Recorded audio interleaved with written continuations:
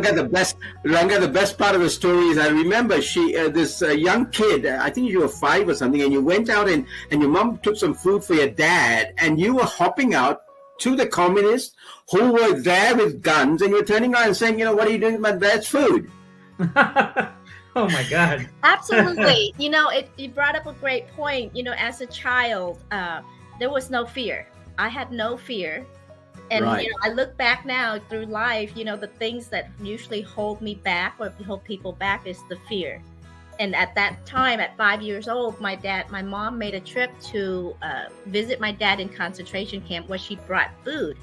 And we weren't allowed to see him. But I ventured off and I got caught by, several guards with guns and said, "What are you doing here? This is a restricted area." And I just made up a story. "Oh, I need a pee in the bushes." I waited for him to go, and then I run in and I find my dad.